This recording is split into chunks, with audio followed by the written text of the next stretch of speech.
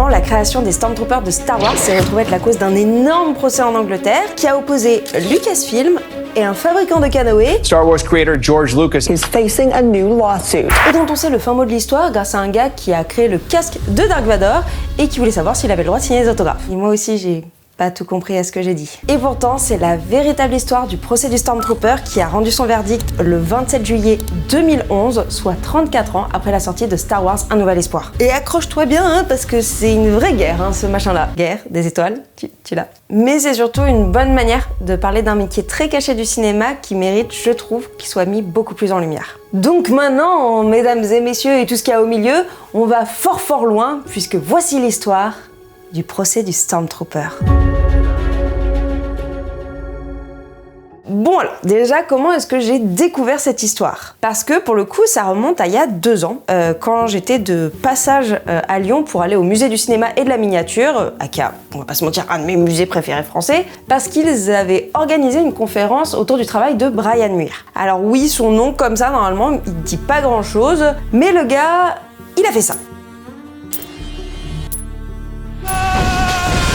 Oui, ça pèse. Brian Muir, c'est un des plus grands sculpteurs du cinéma.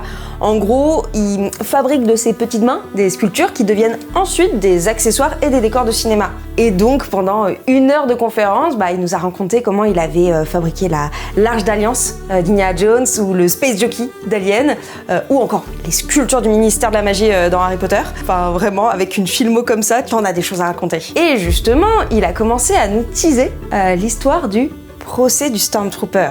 Mais le gars avait des livres à vendre, hein, donc il en est resté sur le teasing. Et devinez qui a acheté le bouquin. C'est cette bonne poire-là qui avait envie d'en savoir plus, évidemment. Il est pas bête, le Brian Muir, hein. Ça fait tourner son entreprise de vendre des livres. Hein. Mais est-ce qu'il est au courant qu'à partir du 1er septembre 2026, la facturation électronique est obligatoire en France?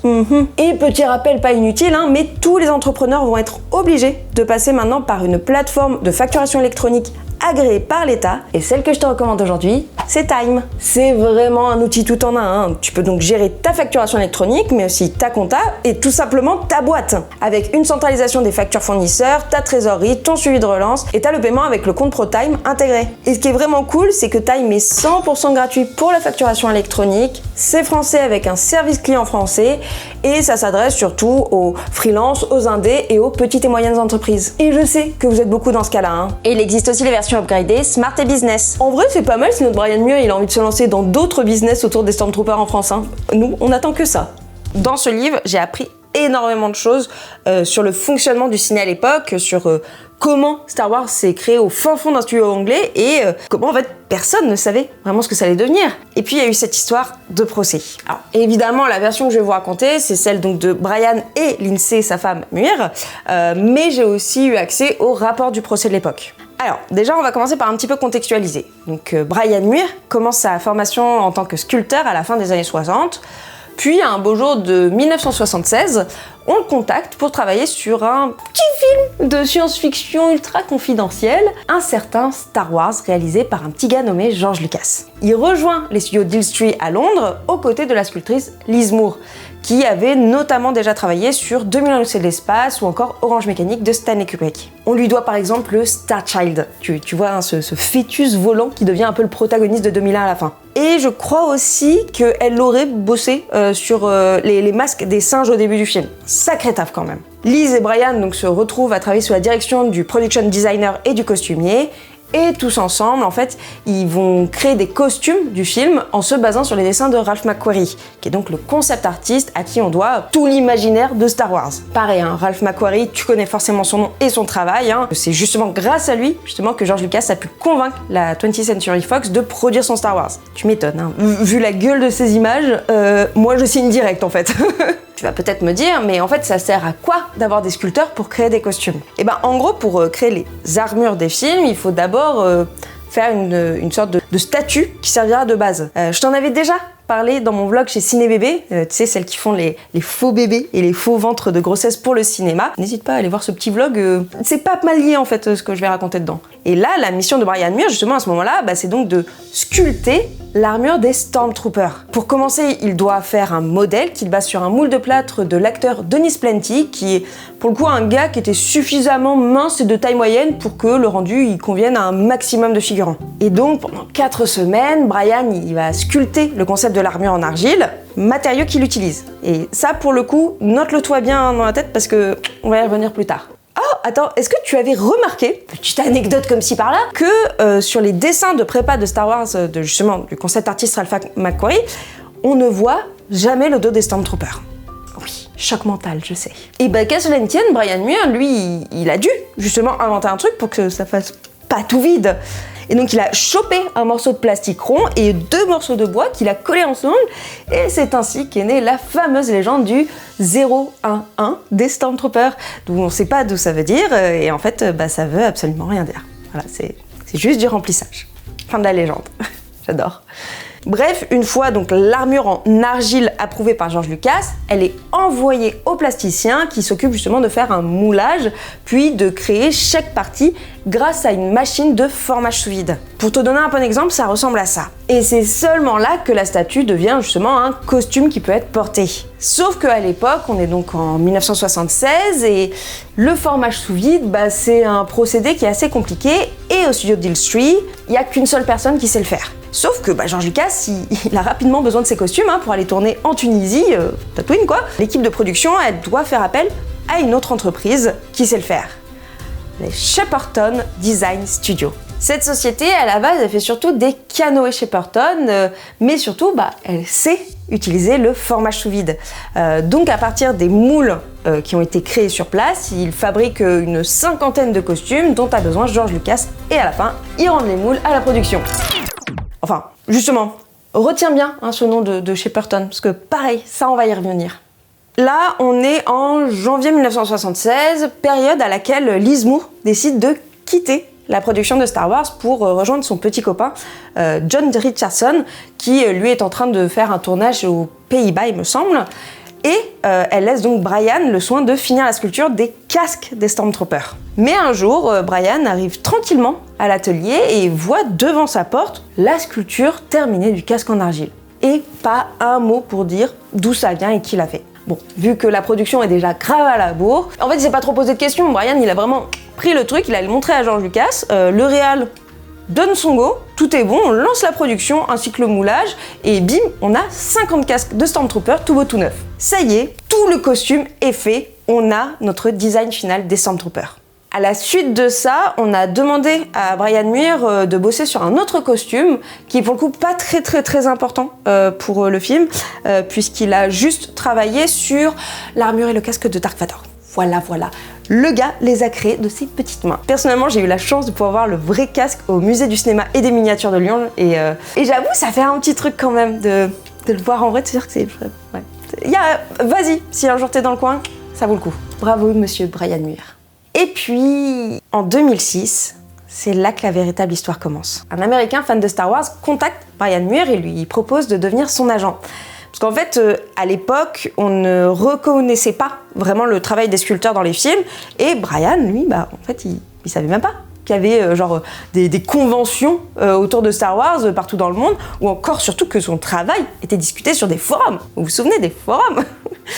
Il savait pas qu'il avait cette notoriété-là. Et donc, cet Américain est arrivé et il est devenu l'agent de Bryan. Et maintenant qu'il sait qu'il est famous, le Muir, il est content.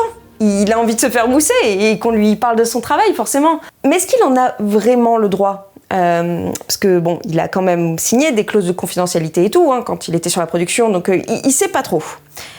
Grâce à son nouvel agent, Bryan rencontre le directeur des relations publiques de chez Lucasfilm pour savoir en fait s'il a le droit de raconter ce qu'il a fait sur Star Wars et surtout de signer des petits autographes, ça fait toujours plaisir.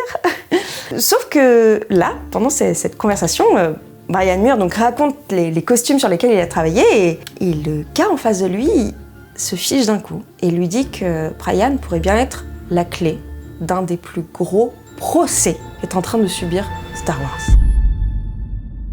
En gros, à ce moment-là, un procès est en cours pour violation de copyright. Andrew Ainsworth, le fondateur de Shepperton Design Studio, et oui, je t'avais dit qu'on allait reparler d'eux, il s'est mis à vendre des répliques d'armures de Stormtroopers. Sauf que Lucasfilm, ils sont pas trop chauds pour que n'importe qui puisse vendre leur design parce que la moula, le capitalisme quoi, c'est à eux et ils ont envie de se faire de l'argent dessus, normal. Bon, on se dit que évidemment en toute logique, ils pourraient juste dire à Ainsworth d'arrêter parce que bon, c'est pas à toi mon gars. Sauf qu'en fait, Andrew Ainsworth, lui, il prétend qu'il est à l'origine de l'armure et du casque des Stormtroopers et qu'il possède même les originaux des moules. Mais comment, en fait, on se retrouve dans ce genre d'histoire à savoir, ou plutôt pas savoir, qui c'est qui a créé quoi? Est-ce que Lucasfilm pouvait pas juste, appeler Brian ou Liz pour leur demander ce qu'ils avaient fait pendant la production?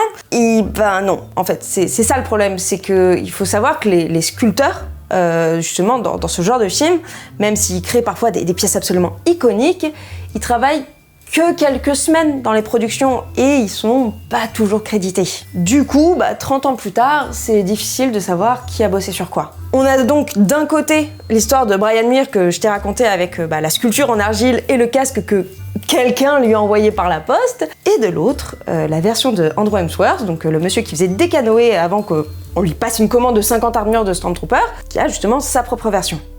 Et d'après le témoignage de Ainsworth, en fait, la production de Star Wars avait juste pas le time de faire le design de l'armure la plus importante du film, et ils ont demandé à un monsieur qui fait des canoës de le faire à leur place.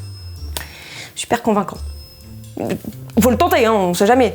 Forcément, quand on demande à Ainsworth comment lui, il aurait créé le casque du Stormtrooper, il dit qu'il l'a fait à base d'un casque de canoë, d'un cendrier Maurice Mineur et de plein d'autres petites pièces. Et au final, ça donnerait ça.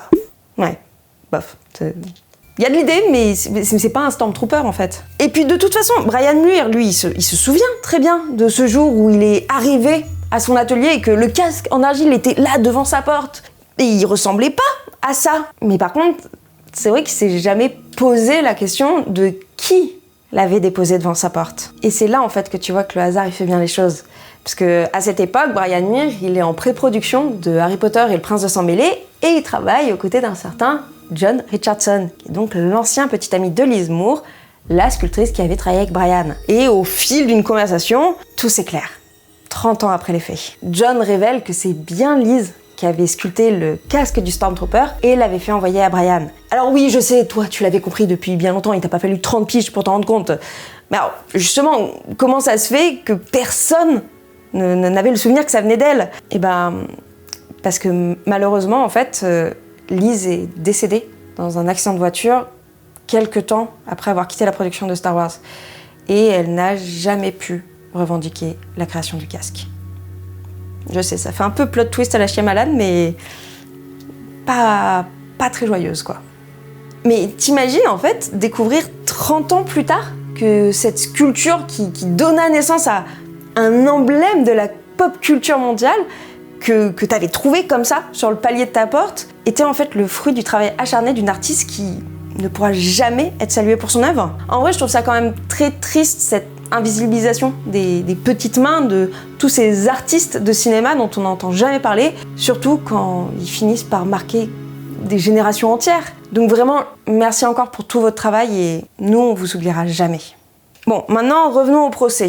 On est en 2006-2007 et en vrai, personne, à part Brian, ne se souvient vraiment de la tronche de la sculpture en argile, même pas George Lucas, qui doit témoigner, mais en fait, juste, il se souvient plus de tout ce qu'il validait comme ça à tour de bras pendant la pré-production. Mais grâce au témoignage de Brian Muir, les avocats de Lucasfilm sont arrivés justement à dénicher dans leurs archives une photo du casque en argile original. Sachant qu'évidemment que la sculpture en elle-même, elle a été détruite il y a des années, c'est donc la seule et unique preuve des dires de Brian. Donc forcément, quand Ainsworth il voit la photo originale, il modifie un peu sa déclaration pour que ça matche un petit peu plus. Il prétend qu'il aurait sculpté le casque en terracotta et non en argile grise, comme le faisaient donc Brian et Liz.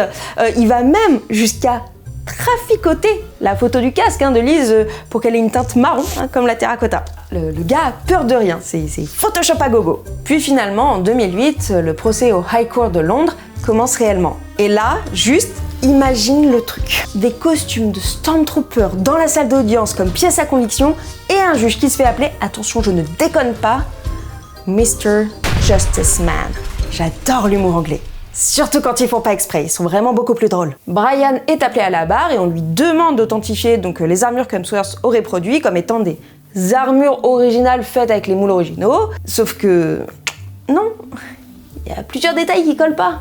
Puis pour le casque, Brian raconte donc toute l'histoire qu'il vient de découvrir sur sa collègue Liz Moore, sauf que Hemsworth, encore une fois, il change son discours à ce propos, et ça pour le coup ce sont des choses qu'on voit dans les rapports de l'audience, et il adapte un petit peu son récit pour dire comment il aurait fabriqué le premier casque. Il a même enregistré une vidéo, lui en train de reproduire la sculpture en utilisant des techniques de 1976, et le résultat, c'est pas un casque de Stormtrooper en fait. Pour reprendre donc l'expression de Brian Muir quand il l'a vu et qu'il a mis dans son propre témoignage, encore une fois je ne reprends que ce qu'il y a là-dedans, un enfant aurait pu faire mieux. Il va pas avec le dos de la cuillère quand même le Brian. Et enfin, c'est à Hemsworth de passer à la barre et je vais pas rester trop longtemps là-dessus puisque on sent que le gars est pas très serein et en effet, son témoignage se fait de plus en plus hésitant. Et Brian Muir, dans son livre, lui, il s'arrête là parce que il a juste eu la flemme de revenir au tribunal pour les 7 jours d'interrogation qui ont suivi. Et donc, on arrive finalement à la sentence finale. Sur les 246 points argumentés pendant le procès, Lucasfilm en a gagné 243. Donc on pourrait dire que là tout est bon, que ça y est, c'est terminé, que Lucasfilm ne va plus être embêté, que Brian Muir il va pouvoir signer ses petits autographes tranquillement. Malheureusement, parmi les 3 points restants, il y avait un des plus importants. Pour te résumer le jugement, le copyright des Stormtroopers appartient bien à Lucasfilm aux États-Unis, mais pas au Royaume-Uni. En fait, c'est une question de propriété intellectuelle, est-ce que les costumes sont considérés comme des œuvres d'art ou comme des accessoires industriels. En fait, au Royaume-Uni, contrairement aux US, une œuvre d'art est protégée, mais pas un accessoire industriel. Et en fait, c'est là que le juge décide que les armures des Stormtroopers entrent dans cette seconde catégorie. Donc malheureusement, en fait, comme Hemsworth est anglais et qu'il a donc dit créer cette armure en Angleterre, même si ce n'est toujours pas prouvé, il a le droit de vendre ses répliques où il veut dans le monde, sauf aux États-Unis, où le copyright ne lui appartient pas. Et c'est là en fait aussi où ça pose tout un questionnement sur la propriété intellectuelle des œuvres créées pour les films, donc à savoir si elles sont réellement considérées comme des œuvres ou comme des accessoires. Bref, aux yeux des Anglais, il n'y a plus de copyright et Hemsworth peut faire un petit peu ce qu'il veut. Et c'est ainsi que se termine le procès du Stormtrooper. Moi, cette histoire, je la trouve juste folle. Parce qu'elle permet de rappeler que d'immenses artistes restent inconnus aux yeux du grand public, alors que ils ont littéralement créé un imaginaire plus que célèbre. Et vraiment, j'aimerais saluer justement par ce fait toutes les personnes qui travaillent sur les films, qui sont pas toujours créditées au générique, ces fameuses petites mains sans qui nos histoires n'existeraient pas. Merci d'avoir suivi cette vidéo sur le cinéma. Si tu en veux d'autres, n'hésite pas, je t'en raconte plein d'autres sur Instagram et TikTok. Tu peux suivre sur ma chaîne YouTube mon tour du monde des films, évidemment. Il y a une vidéo qui sort par mois. Je te laisse t'abonner, mettre un petit commentaire pour le référencement. De toute façon, quasiment tout le monde est parti à la fin de la vidéo maintenant, donc je peux raconter des bêtises. Qu'est-ce que je peux raconter? Je peux raconter une blague. Ah, vas-y, attends, je raconte une blague. C'est l'histoire d'un pingouin qui respire par les fesses et un jour il s'assied et il meurt. C'était drôle. Moi, j'ai ri. Ah, il fait chaud. Allez, super.